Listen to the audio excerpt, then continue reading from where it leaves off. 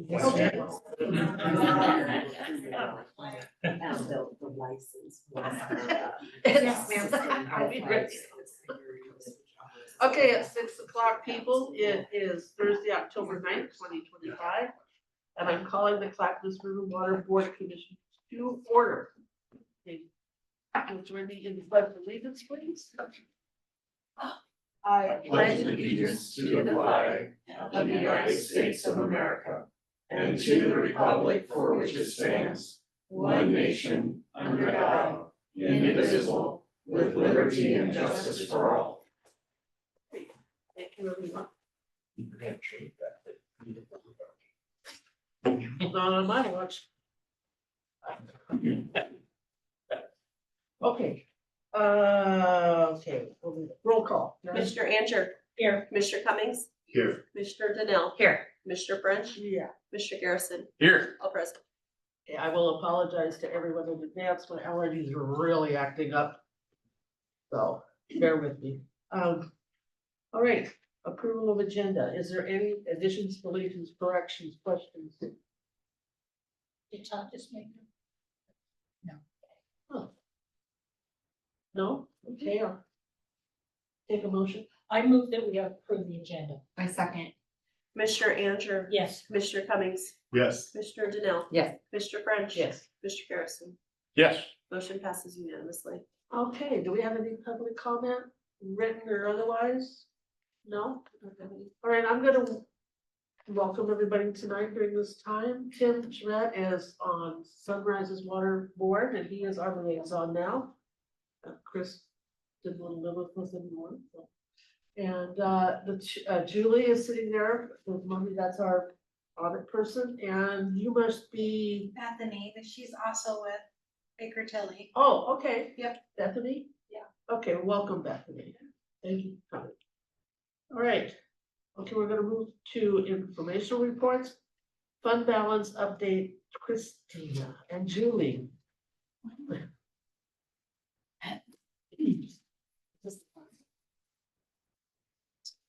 I'm gonna kind of be standing today because I plan on doing some Vanna work here and pointing to things. You got away. We just wanted to share some findings regarding our audits, but I want to start by saying our findings don't impact our financials and what we're reporting. It's still all accurate. There's a small little section that's about this many pages that are impacted. And that's what we're gonna share with you, and then gonna share with you how we're moving forward in the outcome. And we've been working alongside the auditor. So I just wanted to start by saying our financials have been accurate. We just have found more information. And we're gonna be reporting it differently in our books. That's correct. Well, besides those small little pages. So what happened is, you know, we went through this big refinancing of our, and during that, we worked with Piper Sandler, and we have to share with them our audited information. So they took the information from all those pages and put it onto one. And you can see right down here, this is our 2021 ending fund balance. I don't know, you might have it in front of you. It's not $8,922,000. And then our next year beginning fund balance is $10,130,000. And it's very, very common. Normally, your ending fund balance is always your next year's beginning fund balance. So they said, Christina, what is this? Why is this? And so I started digging in to find out what happened. And so what I'm going to do is go fund by fund and show you where we found some discrepancies, what they are, and then we'll talk about how we're going to move forward with them. Can you tell me what the years are up there? Yeah, this is 2020, 21, 22, 23, and 24. Okay, thank you. So it's 5 years right there. Okay. So starting with the general fund. So you saw 2020 was the first year, so it was in here, it was 2021 and 22 where they found the discrepancy. So I started that year, of course, to try to find out. And I found out that I had to go backwards and backwards and backwards, because I wanted to first find where it was clean, and then let me explain what I mean by that. So here's our first year beginning fund balance, and then you take your revenues, your expenditures, your revenue, so beginning fund balance plus your revenues minus your expenditures, and then your other financing, and you get your ending fund balance. So this year, this is what happens. It matched our audit. So we were clean. I confirmed that that was accurate. Then go to the next year, same thing. So I showed our ending fund balance matched our audit. So that was good. And then 2017, the same. Well, $1 off, but that's a rounding. So I wasn't worried about that. And then here comes 2018. I showed a discrepancy of 5,553,000. So I dug in and I found out why. And it was because in our audit, they used the beginning fund balance of 0. So pretty much just kind of, we lost that number. So then going forward, So quick question right there. Who lost that number? well, it just, those small little pages I showed you in the Yeah. audit, it was lost in that. It's in our all of our other pages, just not those tiny Okay, little so pages. it was reporting correctly and everything else, so that's Yes. why we passed the audit. Yes. Just in those pages, it wasn't missing, and that was an oversight. So the pages are there. It just says beginning fund balance is 0. Right, okay, so the pages are there, but that was an oversight. Yes, correct. Okay. Yeah, yes. Yeah, thank you. Looking at an error as large as this, you want to look at how it happened. What's the root cause of that? Can you tell me? Well, so let me keep moving forward a little bit, and then hopefully that will answer some questions. You're working toward it. Yes, All right, yeah, thank you. yep. So then 2019, they realized they're like, oops, we forgot that. So they went and restated it, but then I had another issue. They used 5,757,000, and they should have only used 5,503. I don't know why, but we're then now this year 203,000. So they overestimated our fund balance that year. So That's a very small. yeah, number. that's a smaller. So we'll keep moving forward. So that was fine. The same thing. We were off that same amount for 2020 and then 2021. And here's 2022. And we jumped to 1.719 million difference. And and the reason why in this year is because beginning fund balance was 7 million. And I do know why. That was our budgeted beginning fund balance. So they used our budgeted beginning fund balance instead of our actual beginning fund balance. So then, What's the difference What- between the actual and the budgeted? it was that one, 1,719,000. Okay, thank you. Yeah. And then 2023, they went through and tried and did a correction and moved that year to this year, the one they used 7,000 to 10,000 or 10,138. I don't know where that number came from, but this is now showing we're overstating our general fund balance by $1.4 million. Please don't panic. We'll move forward. There is positive to that. Okay. So, yeah. So and then of course, 2024, I want to state part of this is our system that we had was Eden. Okay. When I first got here this year, I go, where do I see our fund balance? You can't see it. Like normally in an operating system, this is a line item and you can't see it. Auditors don't see it. We don't. So what we do is we always use the numbers from our audit. So that's why I think some of these got missed, is because there's nothing to reconcile it to. Does that make sense? Okay. Numbers on a schedule. Yep. These are just numbers on a schedule at this point. Yeah. That makes sense. We're changing that. Yeah. Okay. So then move forward. Another fund. This is a closed fund, but it's CRWSC. Okay. I'm going to talk about, you can see here, I hope I don't go through. I don't have a difference this year. I don't have a difference this year. I don't have a difference this year. This year I do. It's 159,509. look, that's what our ending fund balance was. They used 0 as the beginning fund balance again. Do you kind of see that pattern? And then this year they fixed it. So we have 0.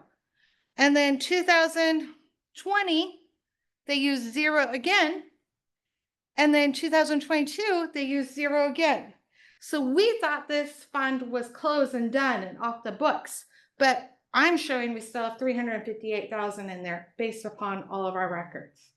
So there's that one. Just a quick question, that 5 million, Todd, wasn't that what we talked about with Carol that time? That was not. put 5 back. million? No, No, that was a that bond. was the projects, that was the total cost of all the different capital projects. Oh, okay. Okay, the next one is the capital improvement fund, our CIP fund. So going through this one, 2015, no difference, 2016, no difference, 2017, no difference, 2018, 151, 245 difference. Again, that's because they used beginning fund balance of 0. So we just lost that ending fund balance right there. But then they updated it and they didn't update it here. They didn't update it there and they didn't there. But in 2022, this year right here, they use a beginning fund balance of 217,031. But our beginning fund balance actually, if we would have been keeping and not dropping, was 405 in the negative. But in 23, they updated it to 444,000. So in 23, we were only short 187,000. So we're saying, oops, did I cut something off? Oh, no, I'm off right here. We're actually on 39. I'm sorry, I was a line off. So we're 39,207 off. That's how much we are showing more as fund balance than it's been reported in the audit. In the supplementary information in the Yes. audit, not in the audit. Yes, Okay, that it's tiny not little, easy. in the It's tiny, not- when I'm So it doesn't talking really about these, exist, it's just in these documents, it's in so- these tiny little. so there's no real like misappropriation or missing funds or. No. There's not any missing funds. There's nothing, all the big chunk of our audit is correct. Okay. Where this impacts us is when we look at budgeting, we were looking at the numbers that were on the audit. So that's the only place that really impacts us. Does that make sense? Revenue bond fund. This is where we go and we make our bond payments. So this one, it was interesting. We're fine, we're clean all this year. This year, 2022. So we also had this other fund called Revenue Bond Proceeds Fund. So there were 2 bond funds, Revenue Bond Fund and Revenue Bond Proceeds Funds. In 2022, this did not appear in that tiny little section. It's in all of our big numbers, but the Revenue Bond Proceeds Fund was there, but that had been zeroed out, which is correct. It should have been zeroed. So this year, we actually reported was 0. So that's why I'm showing we were off 513 in that year. But in 2023, they updated it instead of 513,000, they updated it to 440,000. So that's 70,659 more in that fund than what we thought. Capital Reserve Fund. So this one was interesting. Going through clean. So in 2018, they corrected their revenue to 5,243,394. So by 150. So right there, they corrected it. But we didn't show it they didn't correct it until 2019. So in 2018, we were showing that we were that much. But they corrected in 2019, we were correct there, we were correct there. In 2022, they used 0 as the beginning fund balance instead of the 8,625,000. Well, then in 2023, they did a correction, but they only corrected it to 1,125,000. So they kind of dropped this 1.5 million in that correction. So this is a closed fund now. Oh, no, this is not. This is a different one. Sorry. So we have more, 1.5 million more in our capital reserve, which is where we hold money and then move it to the CIP when needed. That's what this fund is. Okay. So our summary, fund by fund. General fund we were short. The CRWSC was over. The capital improvement funds was over. The CIP bond was over. And this is actually the one that is closed. Sorry, this is the one that's closed, but we still have $1.599 million in there. And then the revenue bond proceeds is 0.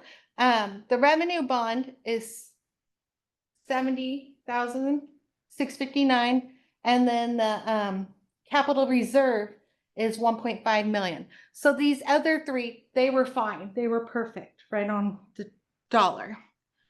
So this is what we showed so that's $2.14 million more than what we have been showing in those small little pages in the audit. So what these are our audit pages, what we showed. This is the adjustment we're making. So since this fund and this fund is closed, we can move those here to the general fund. So this plus this plus this equals that. So then actually we're increasing the general fund. This one is 0. We're zeroing out that one. The capital improvement, we're increasing this one by 39. That one I already talked about. The revenue bond fund, we're increasing that one by the 70. And then the capital reserve, we're increasing by the 1.5. And the other 2 are exactly the same. So the things that when we worked side by side with the auditor on these entries, they showed them our entries. And then when we built Springbrook, when we worked in Springbrook, we started the process of wanting to be able to see these numbers in there. And now working with the auditors and doing these adjustments, we'll be able to balance every year to the fund balance. Yes. So you're saying that the root cause, not being able to see the ending fund balance, has been corrected, Yes. and you can now always see it. Yes. Thank And you. it'll be easier for the auditor to reconcile their retained earnings too. Thank you. Any questions? I know this is a lot. Again, the most important thing I want to say, that the major way this impacts us is these are not the projections we use when budgeting, but it actually doesn't impact our audit. I think that's the most Any- important part. Yeah. That piece is accurate. So. Yeah.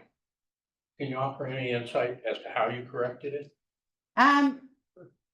Well, we are restating our beginning fund balance. So when we are preparing our 2025 on those pages of the audit, you'll see the corrected beginning fund balance with a note stating that we adjusted this based upon findings from prior years.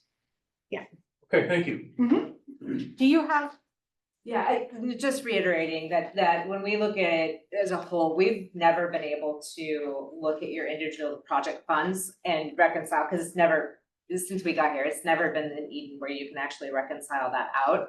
So these are really just spreadsheets at the end of the day. And so utilizing now in the way they want to utilize the systems and the different fund balances realistically, this makes so much sense in getting it all fixed now, being able to post it all through the system. So we're very supportive of the work in getting that done and fixed. And then we'll make sure that the financials look, but again, nothing is restating. When we talk about restating, we're talking about schedules that even aren't in what we consider the audit of your equity balances as a whole. It's really just the different funds in the back. Any other questions? Yeah. So, If I may just add one thing, not to beat a dead horse, but Go ahead. first off, this is one of these unintended consequences of doing the refinancing of the bonds. That's when this was first pointed out to us.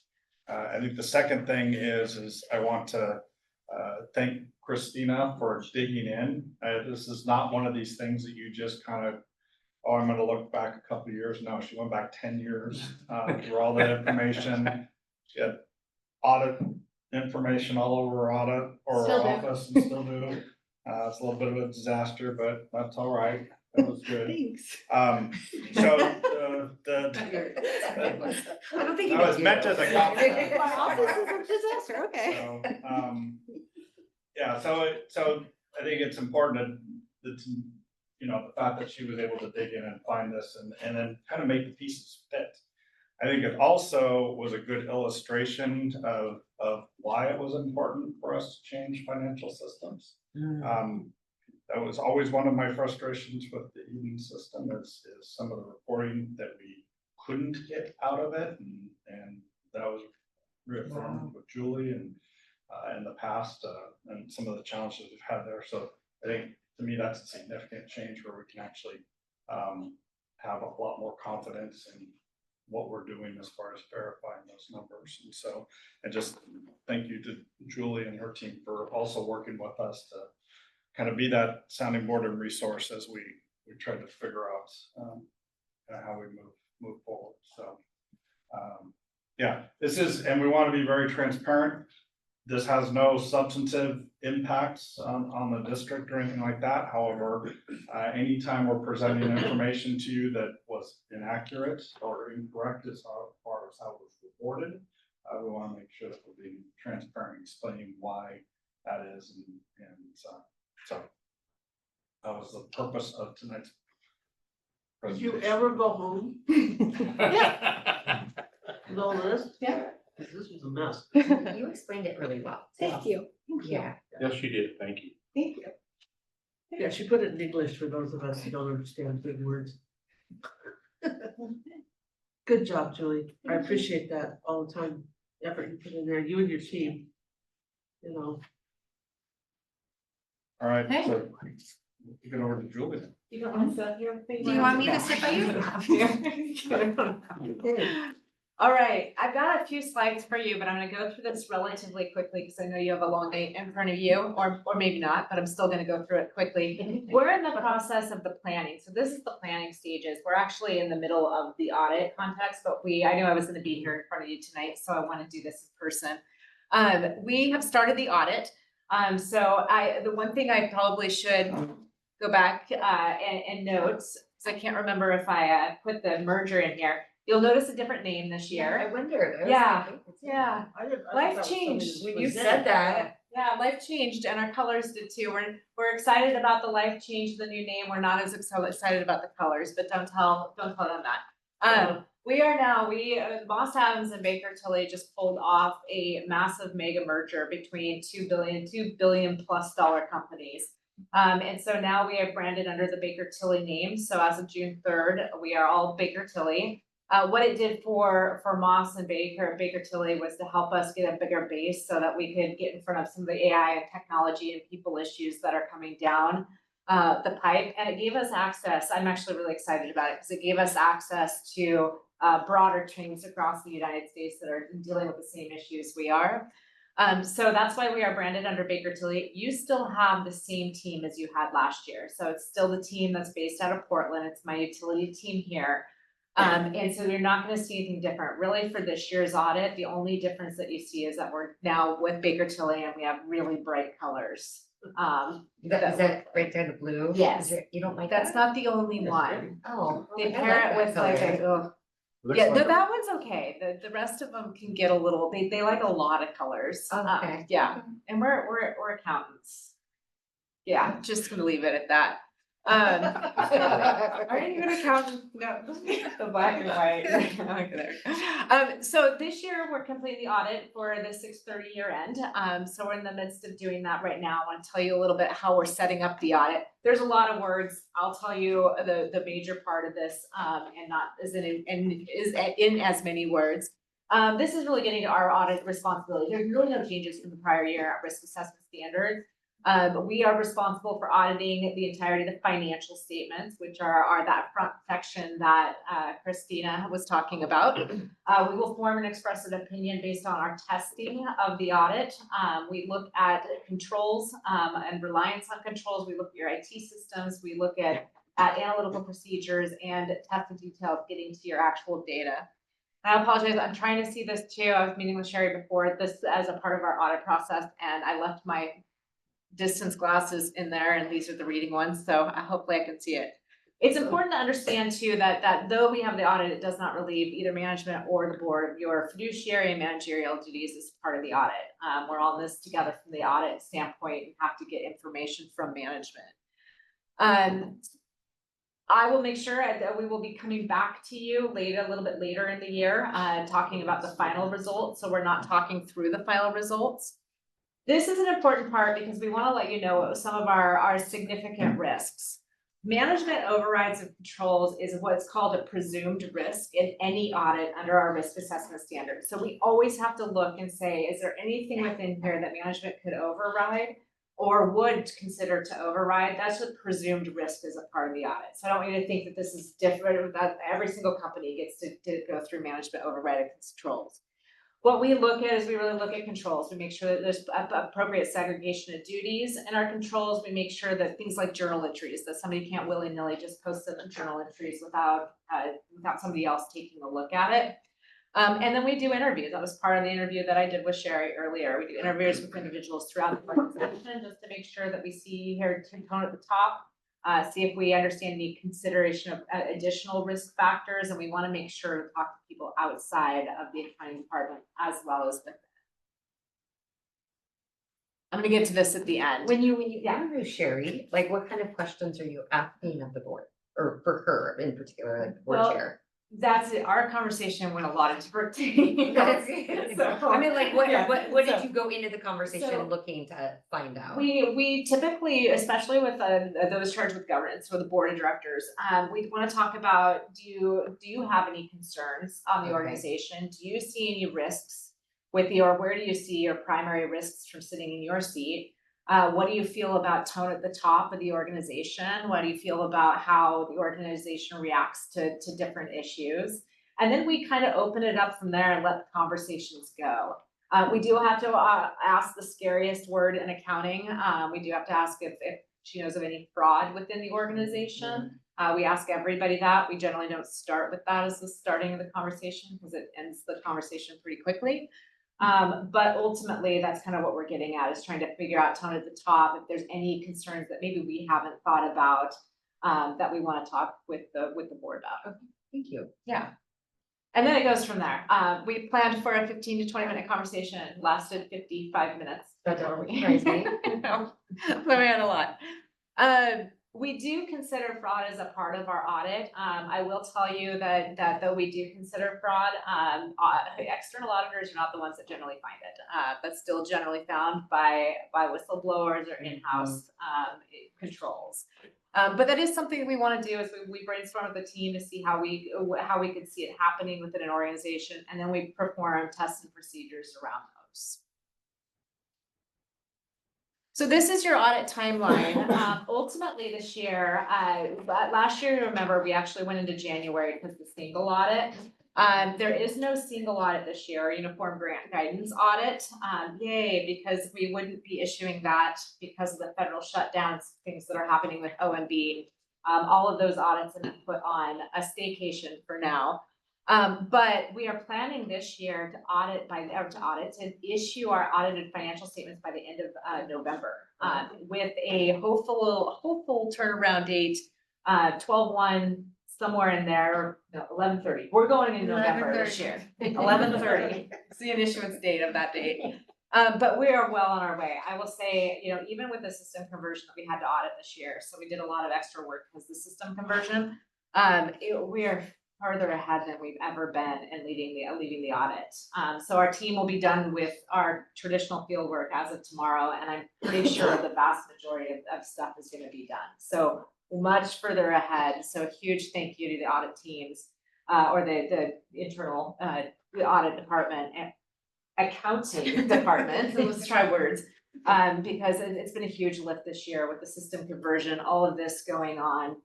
Just different things that have happened throughout the process, and we really are thankful, and we are going to issue this thing by 11:30. Maybe even before Thanksgiving. Okay, wait, let's just not get crazy, right? So our plan right now, yeah, Home. yeah. For a while. Our plan right now too is to come to you, we haven't checked schedules out either in December or in January, it may be January. Because I may be in Samoa during December meeting, so heading over there for a couple weeks. So as similar to last year, we will deliver upon the end of the audit, we will deliver our auditor's report. That auditor's report will both cover your financial statements, the front part of this packet. It will be in relation to some of your supplementary information, and it will also cover your Oregon minimum standards report. That's the one that we're required to do about 13 additional compliance procedures, primarily around budgeting, contracting, and a little bit on insurance. There's some other little things sprinkled in there, but those are the most impactful. We will also be providing an in-person presentation and a letter to those charged with governance at the conclusion of our audit with our findings. There is one significant, it's significant. There is one significant, it's been interesting how this has played out across the different municipal organizations. But there was a new thing in compensated absences where the GASB, the Governmental Accounting Standards Board, is requiring you to measure that liability a lot differently. And yours was very impactful. And the reason it was impactful is because your sick time, before, if it did not vest, you did not have to record it as a liability. So if somebody were to leave the organization in that vesting period, now you have to show it all as if they are going to take it, essentially. That's probably so this had about a $750,000 impact. We are restating prior periods, which is required by the GASB. So we'll be restating it to make last year look exactly like what this year's is. Not exactly the same numbers, but the same methodology used. So that'll be used moving forward. It's just a new standard that they are requiring us to go ahead and implement. And it's been interesting to see how different organizations have different impacts just based on how contracts, primarily the union contracts, read. Will this impact employers wanting to have their employees take paid time? You know, I'd love to say that an accounting standards shouldn't ever impact what employers decide to do, but the vast history of what we've seen, the answer will be probably yes in considerations. It'll be interesting to see because it's also negotiation points, especially when you're walking into a room of contract negotiations. But ultimately, I hope not, because what you need to put together for your employees, just putting a new number on your balance sheet shouldn't impact business decisions. However, I will say in practice, we've seen it happen time and time again. So I'm not sure.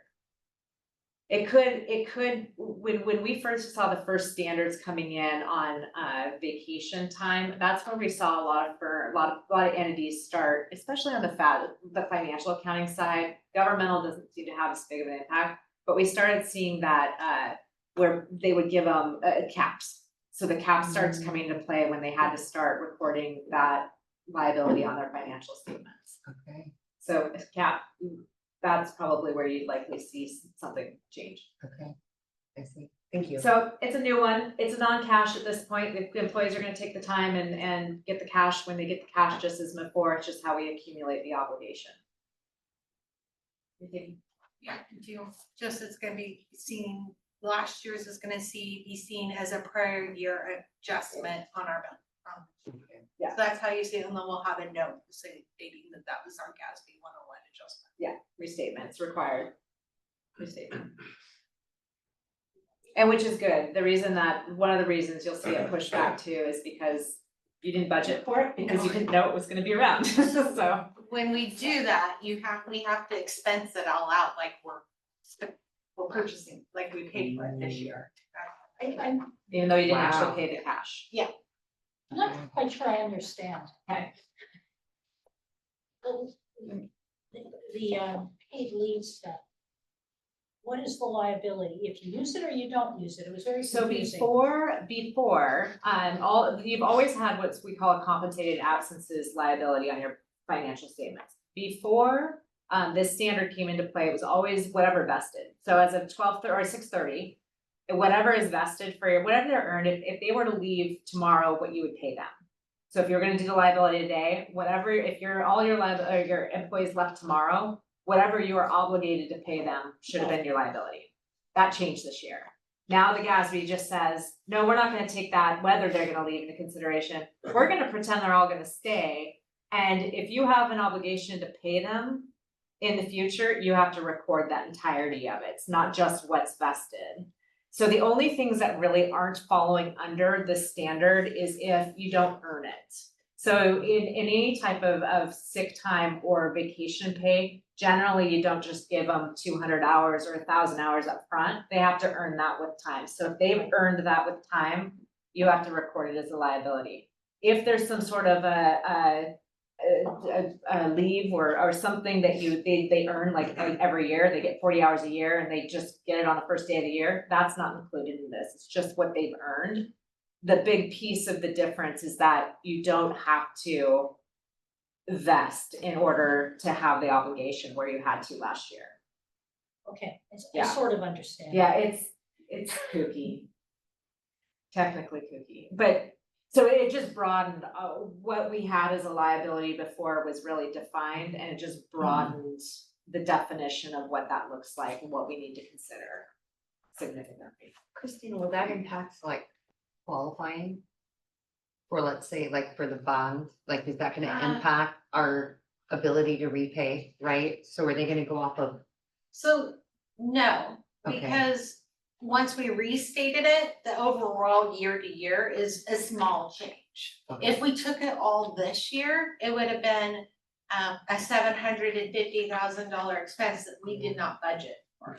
So we would have gone over our budget allowance. So that's why thankfully GASB allows us or requires us to restate last year's. okay, Because then our, I think our overall difference was, it was like less than 200,000.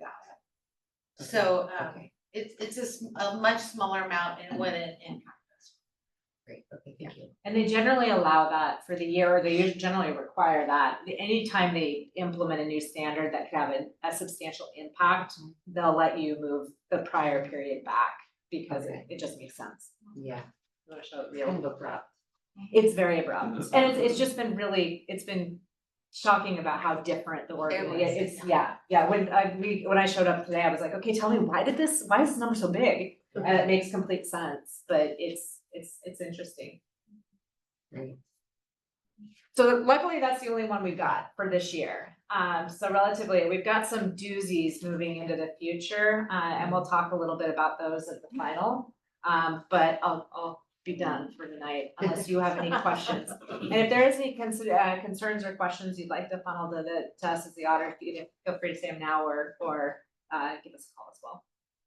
You had that one slide you were gonna come back to? Yeah.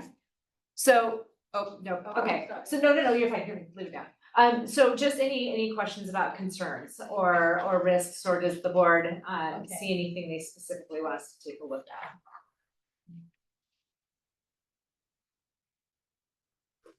Well, I think you guys have, again, come through with shining colors and explain things to where we don't understand them, which is unusual.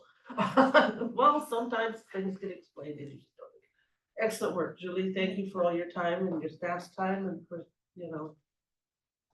Christina. Yeah, thank you. All right, thanks. Thank you. Okay, moving on to agenda item 3, we're going to consider the second reading by About title. the consent agenda. What did I do? Oh, I missed that. Okay, the consent agenda. Anybody, any questions or comments? I move we accept the consent agenda. And I second? Commissioner Anger, Yes. Commissioner Cummings, Yes. Commissioner Danell. Yes. Commissioner French. Yes. Commissioner Garrison. Yes. Motion passes unanimously.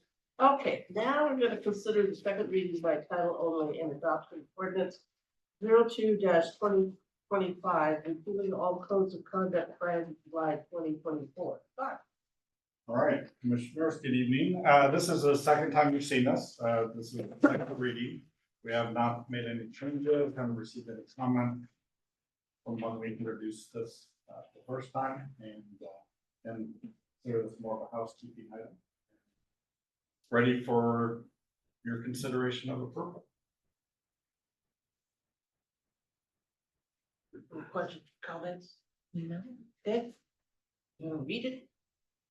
You read it or You go didn't on? read it, or do we yes. have to move first? Right. Okay, Let's I move pass the them board- first, then I read Oh. it. I move the board conduct the second reading by title only and adopt ordinance 02-2025, repealing all codes of conduct prior to July 2024. And I second? Commissioner Anger, Yes. Commissioner Cummings. Yes. Commissioner Danell. Yes. Commissioner French. Yes. Commissioner Garrison. Yeah. Motion passes unanimously. All right, I will now read it. Okay. Ordinance 02-2025, an ordinance of the Clackamas River Water Board of Commissioners, repealing all codes of conduct prior to July 2024. Official now. After the It's fact. been- So does this mean we're not in trouble for anything we did before 2024? Oh, Bob, don't do that. So just because we have people listening and everything else, to be clear, I'll go back. This is information that has been incorporated in the updated board policies that you've adopted. And so it's not like this goes away, it's actually incorporated, no longer as a separate document, but actually compiled throughout your board policies. Okay. Item 4, then, yes. Consider construction contract award for room 105 structural modifications project 255326. Jason gets the hot seat. I do. Good evening, Commissioners. All right, so we're asking you to consider awarding this contract to State Line LLC. This is our room 105 structural modifications that was included as part of our CIP that we presented to you earlier this year. Room 105 was originally constructed as part of the treatment plant as the gas chlorine cylinder room. We haven't used it for that purpose for several years. And we'd like to repurpose the room for use as our polymer and ascorbic acid room. Just makes a safer, more functional space for our water treatment operations. Right now, the room has 2 out-swinging doors onto the loading dock area, and then there's no door that connects that to the rest of the treatment plant, which is very appropriate when it was used for chlorine gas cylinders, because you did not want that to get into the rest of your treatment plant. Now with the chemicals that we're wanting to use there, we want to make it easier both for chemicals to move in and out of that room, and then for operators to get in there and do the work that they need to do there. So we conducted a competitive bid process. 8 bids were received, and of course, we had a fun little nuance with our bid opening. The first apparent low bidder left an item out of their bid and then had a math error, and so their numbers showed up extraordinarily low. And unfortunately, they had this little safety out of not turning in their first tier subcontractors list. And so they took that out and did not turn in their first tier subcontractors list, which then left them as non-responsive on the bidding process. And so then we moved to the second bidder, which then had a complete and responsive bid. And that was the State Line LLC. We came in there at $148,600, which was still nicely about 10% below our engineer's estimate. and below the range of the rest of the bids that we've received. So after reviewing that information and doing all of our appropriate reference checks, including the construction contractors board, it's staff's recommendation that we award this contract to State Line LLC.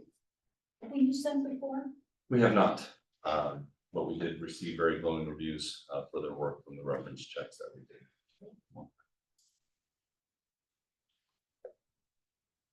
Any other questions or comments? Okay, make a motion. I move to award Room 105 structural modifications construction contract to State Line LLC for the bid amount of $148,600 and authorize the general manager to sign the completed contract. And I second. Commissioner Anger, Yes. Commissioner Cummings. Yes. Commissioner Danell, Yes. Commissioner French. Yes, Commissioner Garrison. Yes. Motion passes unanimously. okay. Consider contract award for the CRW SCADA system upgrade. Jason, you get this. I get this one again. Yeah. Steve Hopper's gonna be here to present this to you, but he's pretty sick today, so Oh. we sent him home and I told him that I would cover this for him. So just to be clear, I'm not the district's SCADA expert, but I know enough to be dangerous here and to let you know what we're trying to do with the treatment plant, what we're trying to accomplish there. So with our SCADA system, so this is our supervisory control and data acquisition system. It's our central computer that runs the water treatment plant and then the pump stations and reservoir sites that we use to distribute water to all of our customers. The system that we have in place now is about 20 years old. The software is old, the hardware is old. So a lot of those components are very aged. There's some potential cybersecurity risks that were identified in our SCADA master plan that we started back in October of 2024 that was then completed in April. And so from the recommendations of that master plan, we then identified a project in our CIP that we brought forward to you guys. And then now we've started to move forward on that project. So in July, we issued an RFQ/P that we advertised to receive proposals from folks who could perform this work for us. That RFQ/P process evaluated the proposals 85% on their qualifications and then 15% on the pricing they could perform the work for us in replacing the SCADA system. So in August, we received 4 statements of qualification. We did a very thorough process of reviewing those, actually conducted in-person interviews with all 4 of the firms that selected, and then we selected 2 of those to provide us with pricing proposals on the work. And then from that, the overall highest ranked proposal was from Flexware Innovation LLC. And their pricing was also consistent with our CIP estimates. And the exhibit A here is the scope of work and pricing that Flexware has provided to us for the work we're proposing to do here. Couple key points here. This upgrade will be taking our software from the existing Wonderware system to Ignition software, which, as I understand it, is becoming kind of a broad-based standard that is being moved to kind of industry-wide. A lot of agencies are moving from Wonderware to Ignition, even actually including Sunrise. They're moving their system to Ignition software. And then we're moving from Siemens PLCs, which are programmable logic controllers. They're the smaller computers that run the individual components of our system. Upgrading that hardware from Siemens to Allen Bradley PLCs, which the aged 20-year-old Siemens PLCs, we have a very difficult time getting parts for them. We're literally having to go to eBay or to go and find used parts because the manufacturers are no longer supporting those companies. Yes. Quick question. You betcha. You say that the hardware and software components are no longer serviceable. Well, to me, that can mean a couple of things. It means that it's not functioning or that it's hard to or can't be easily repaired. You're saying it's functioning and just can't be easily repaired. It is functioning and it cannot be easily repaired. And we're seeing an increase in failures, especially in what we call the outplant sites. So those pump stations and reservoir sites that are outside of the water treatment plant facilities, we're seeing more failures in those PLCs and then having difficulty performing those repairs. On the software side, overall, the system works well. but it is aged. There are some difficulties with upgrading and continuing to maintain that. And then especially from the cybersecurity aspect, there's concerns on the Good software side. clarification, thank you. So something I wanted to follow, kind of circle back on, when we originally brought this CIP forward to you, based on our master plan, we had identified based on our budget that we were going to only do kind of the core SCADA system. So we were going to upgrade the system at the water treatment plant and then at the low lift pump station. And for the time being, we put our intention to leave all of what we call the outplant sites, the additional pump station and reservoir sites, and not upgrade those. As we've continued on, as I said, we're realizing more failures in the hardware. And then we've realized that there's actually some additional compensation and maybe some significant additional costs that we would incur in trying to support the legacy or the older system on the outplant while upgrading the new system. So as we've gone forward, we did ask Flexware and the other proposers when they provided their pricing to provide us with pricing for the whole thing. But that additional scope and fee does put us about $450,000 over what we had anticipated in the original CIP budget. But kind of in a counter consideration, if we were to only upgrade the core system and leave the outplant sites, we would have about $200,000 in expenditure to set up something to function in between. And that would be effectively a throwaway in the long run, when, as we've already identified, we have facilities that need to be upgraded. We'd be coming back to you on our next biennium saying, hey, we need the funding now to go out here. So we are asking to spend additional funds now, but by doing that, we're not spending money that would be kind of effectively a throwaway to keep things integrated. But where is that money coming from? It's not in the budget. It's just coming out of the CIP, because more of it is coming out. It comes out of the CIP, and then we're looking at considering, how we'll be watching how other projects come in, working closely with Christina and her team, and evaluating our CIP budget, whether or not we'll be able to, adjust our priorities with the other projects that have been identified, or if we may have to come back and talk about a supplemental budget and ask for approval in the future, but that's a separate discussion. Okay. So, Sorry. go ahead, Robert. Is there a plan to continue with any of the radio communications, at any level, or? Yes, the radio communications are staying in place. Okay. Yeah. And would there be like any cellular redundancy or any redundancy for the communication? I know we have looked at cellular. I mean, I'm not saying, I say I like the radio, but I'm saying, have they considered any kind of redundant communication? I know that is being looked at, and I know Steve could speak to that much more. clearly Okay, than yeah, I can. get. Or not, But you have experts working on this. So. yeah, but I know the radio system is being kept. I know cellular options are being looked at, and how exactly redundancy is being applied to communications. Sorry, I can't speak to that with abundant clarity. That is being looked at. Thank you. Jason, will the plant remain generally in operation during Good the question. upgrade? Absolutely. Yeah. Okay, thank So the integrator will be working in and building the new PLCs, the new software, and getting that all in place, and they'll actually be running it in some what they call sandbox environments where they test it separately while the plant is running off this existing system. And then they'll work on that changeover so that we have, absolutely a continuity of operations. Thank you. So will we, just to go back to the money piece, so the additional cost you said was like 400 and some thousand, but the net is only about half of that because of what we would have put out for the bridge.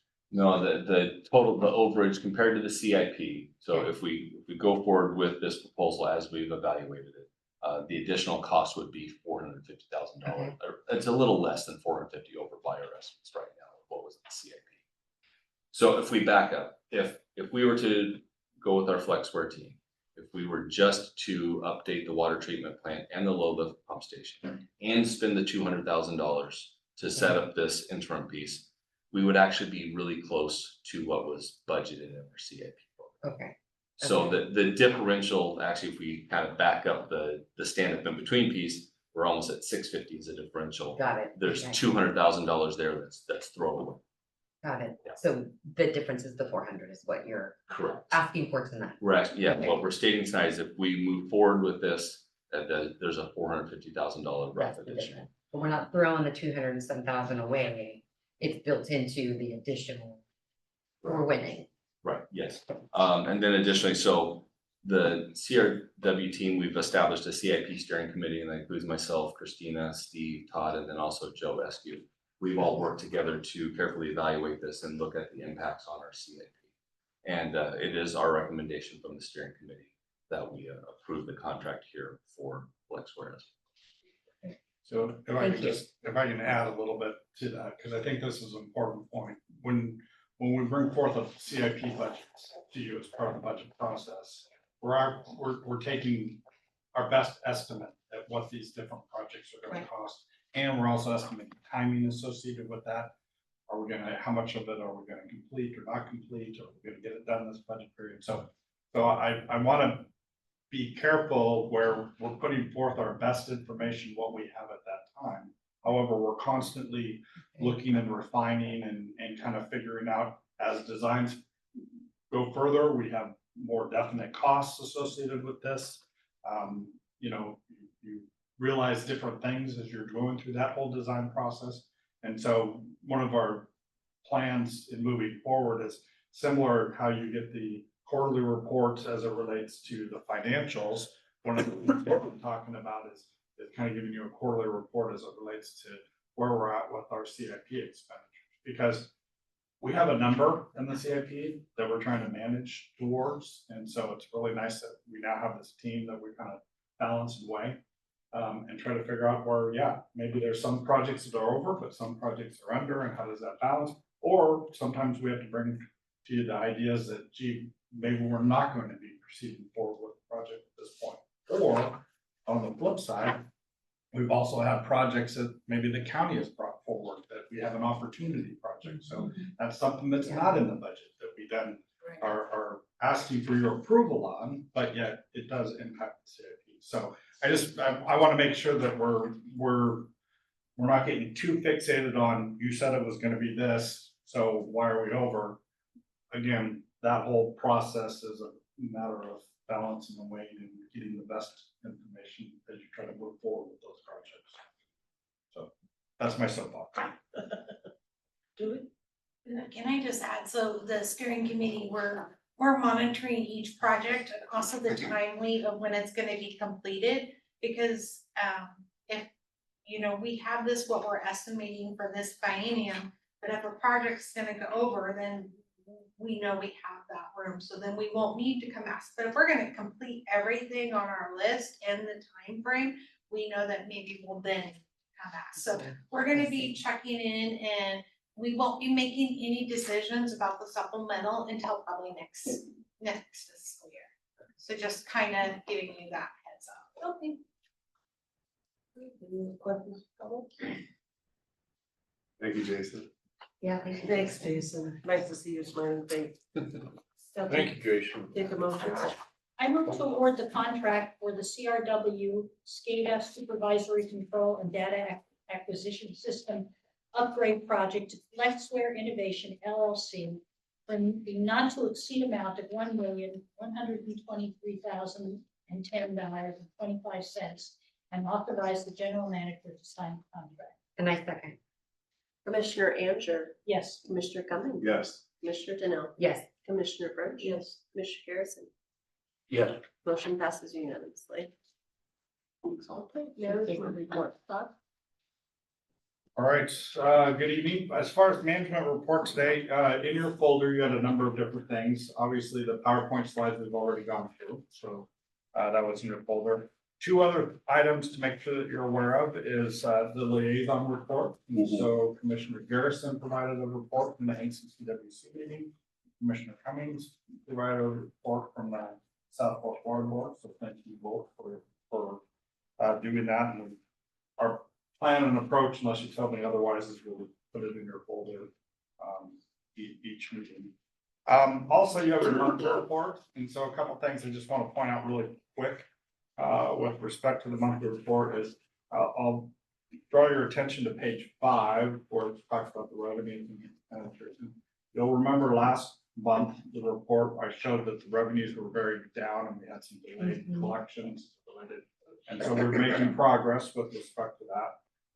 Still got some more work to do, as it relates to, working on the collections and getting people to change over to the new online billing system. Because that is one of those things where, it's not an option, it's a must do if you're gonna, do any activity online. So the old system's gone, gotta be on the new system.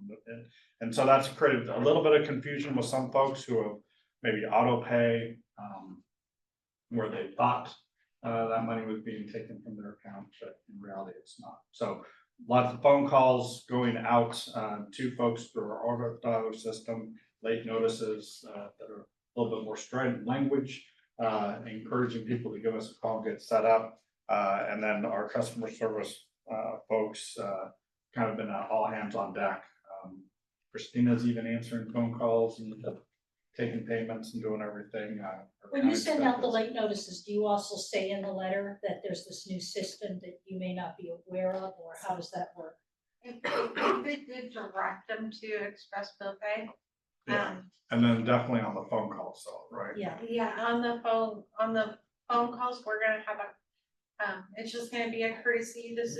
We've noticed you have an on balance on your account. Wanted to remind you that we did switch this down, so please, contact us to make a payment, or you can log on to Express Bill Pay. So that's what our, and those are gonna go out, we're gonna divide them up next week, because we do have quite a few calls to make. okay. So if you need data to back up what I'm telling you, you just move to page 6, because that tells you a lot of quite the story as far as the bill payment methods, especially when you look at the amounts. So you can see in that July-August period, it's much lower than it would be normally. But obviously it raised up in September as we got people Yeah, converted quite a bit. over to the new system. That's good.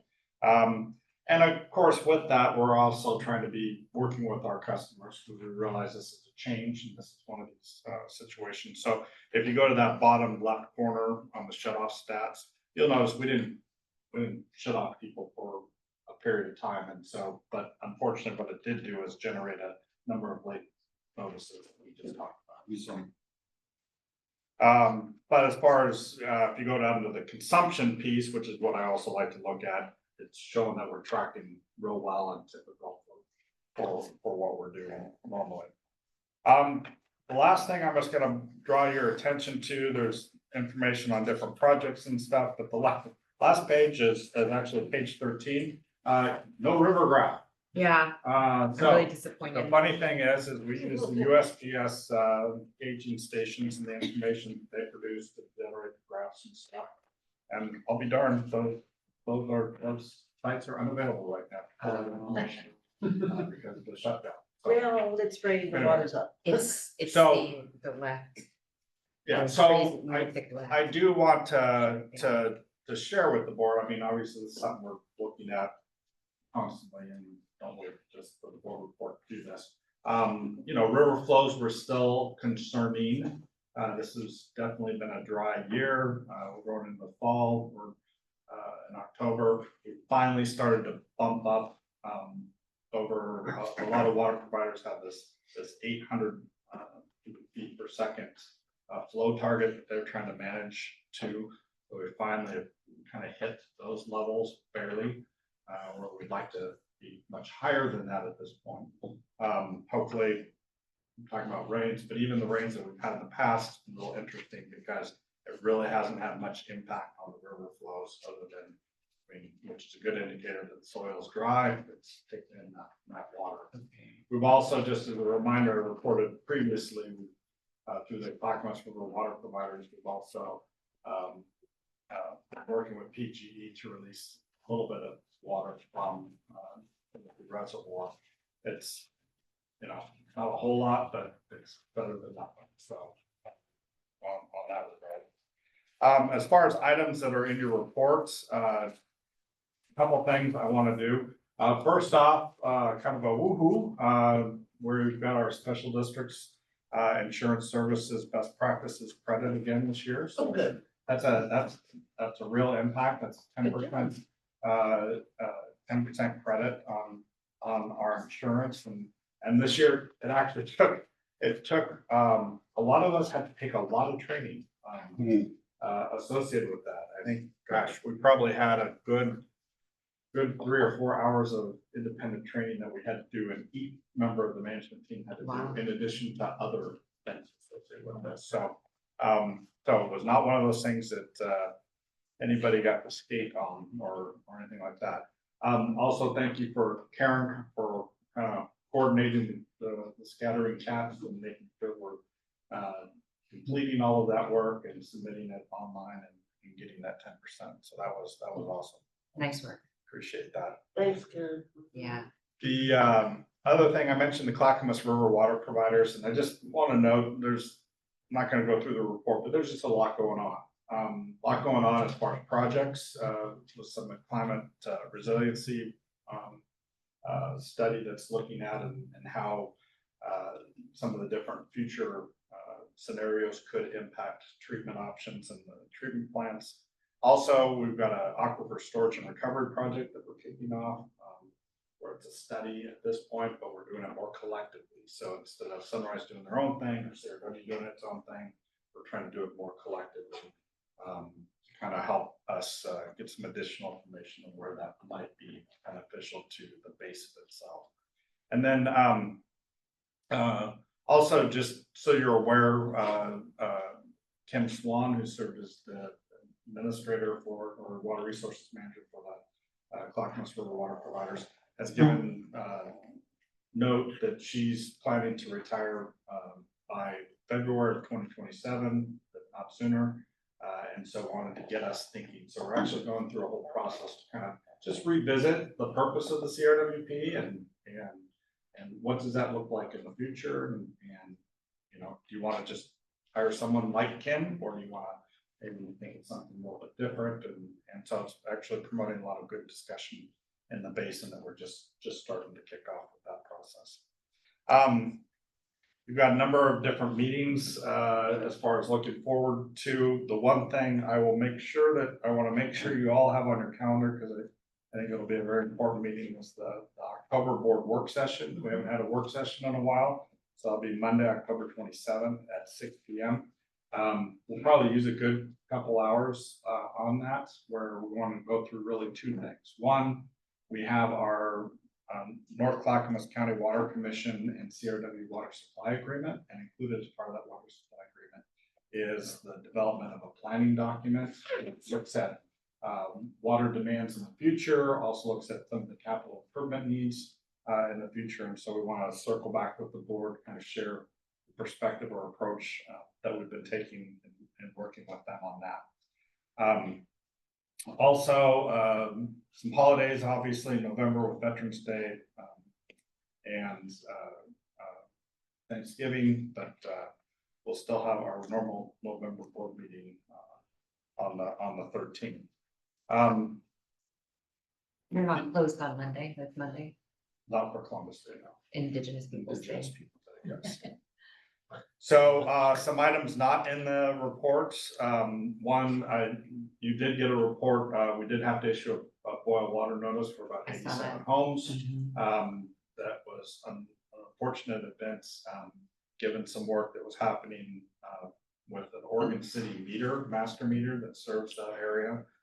We will be having a debrief with them, kind of look at that process, how we coordinate, and so that we can get a better understanding of when they're doing work and verifying different conditions before people. So these are customers that live in Oregon City, but they're our customers, is that what it is? Some of them, they might be outside of Oregon City, but we use a master meter from Oregon City. Oh, I to see. serve that Okay. area. We use water that we purchased from Oregon City. Also, sorry. Just a quick question on these master meters. What's the desired accuracy with 0.5%, 1%, 2%? Oh, man. Approximately. I don't know off the top It's of my head, but it's 98 to 102, if I remember right. So plus or minus 2%. Yes. Okay, thank you. How can it be 102%? because you showed The old register. You can- Oh, I see what you're saying, okay. So that's speedometer calibration. How do you get in 100? You're the, I Yeah, can't better do than that. that. Funny. a significant project that the district is starting, actually gets to impact Commissioner Garrison a little bit more than others. Is the 205 crossing project, and so you will notice if you travel 205 that there's actually reader board signs about on the 10th. There's going to be a rolling slowdown on the traffic, so we will be impacting traffic on I-205 starting at 9 p.m. at night. We set out some sensors, and then fortunately it's just should be one day and limited impact on that. But a lot of coordination with ODOT, a lot of coordination with other water systems and other people. Can you remind me where that is?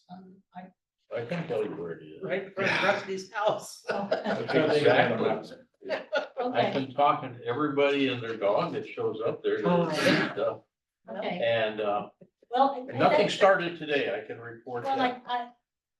I've had Johnson Road where I live under construction forever, but that's finally over. But literally in front of my driveway, there will be a large pit constructed and the Really? boring machine will start Oh, going under the freeway and pulling what is it, Wow. 12, 20-inch pipe, how big? It's a 12-inch water line. They're installing a 42-inch diameter casing. And the casing is larger because we're anticipating potentially hitting larger cobble or boulder-like material as we're boring underneath. they're So we pouring need a right in larger front of your casing to house. pass the boulders, but then it'll be a 12-inch water pipeline that's installed inside. Right. Well, you don't wanna go anywhere that way anyway. The blue line on the pavement that shows existing water line is 4 feet out from the sidewalk in front of my house. Amazing. It's that close.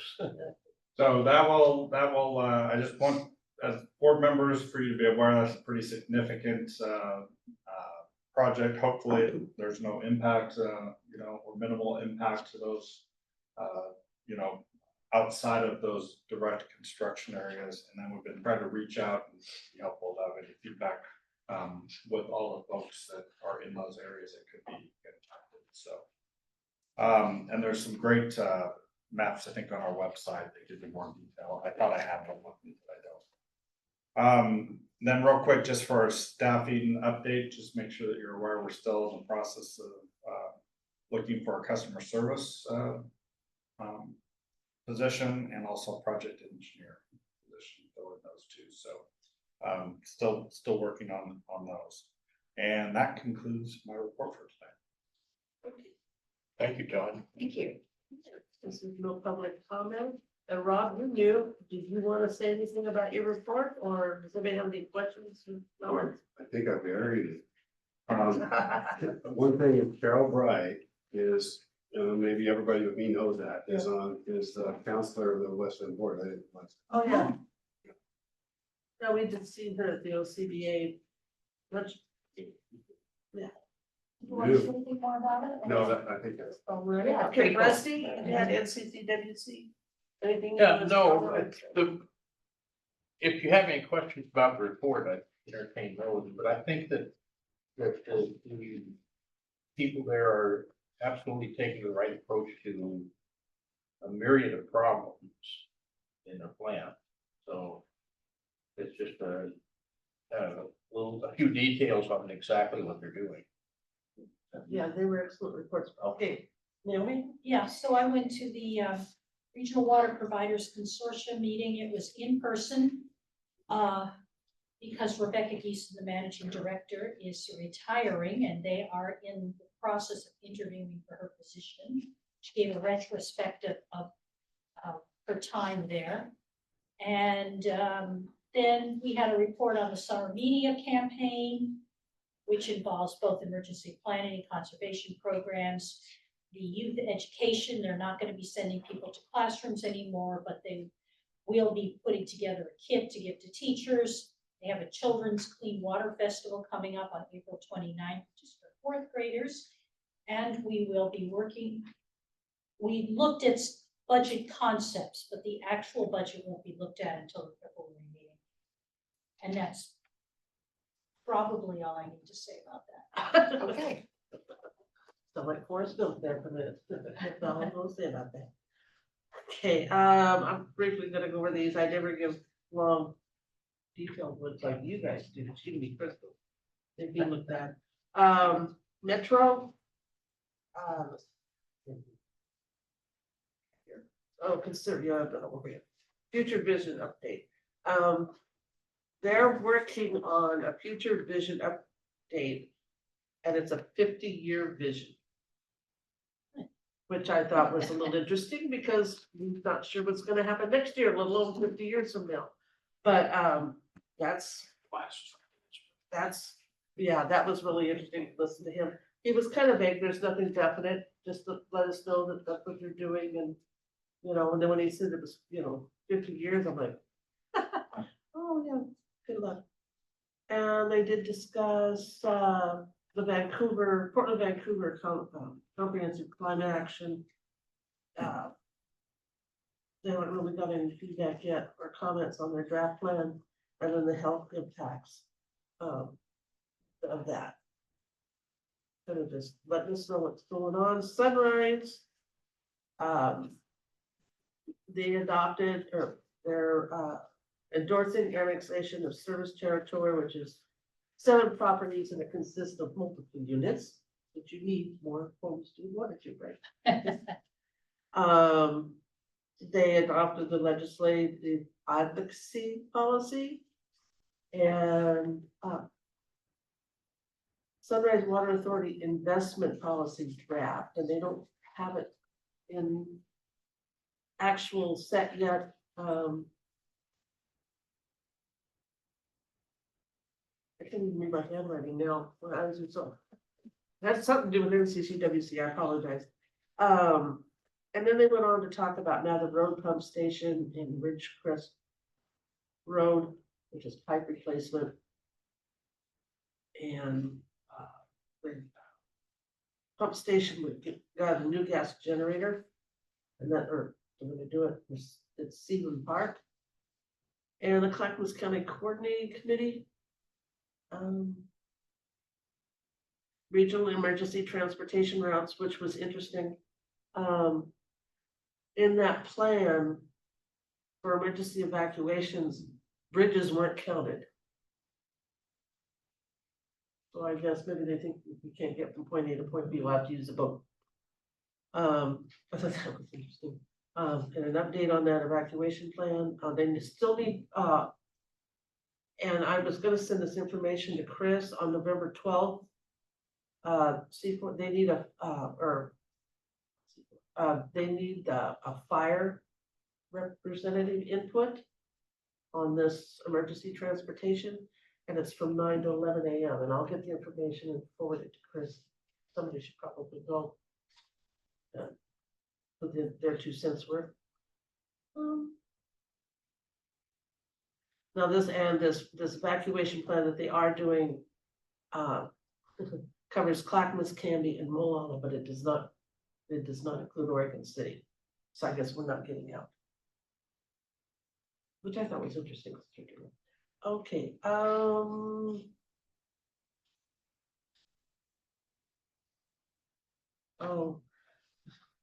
let's see.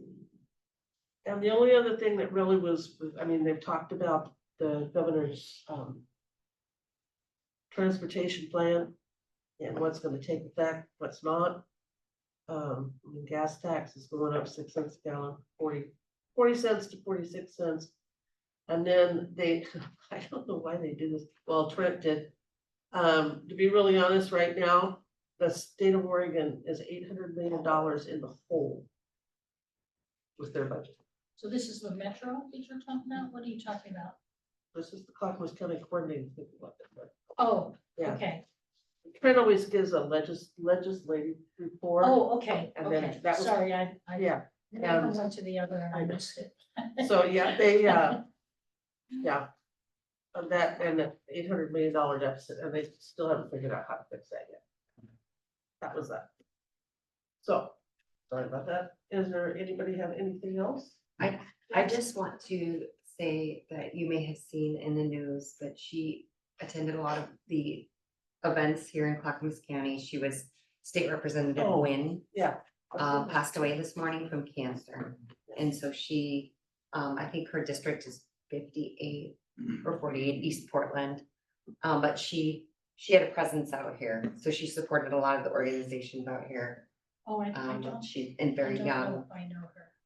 Yeah, she's early 40s. Isn't she? I don't know how old, I'd say late thirties, early forties Yeah. at the most, I think I read it. but she somewhere, was very young.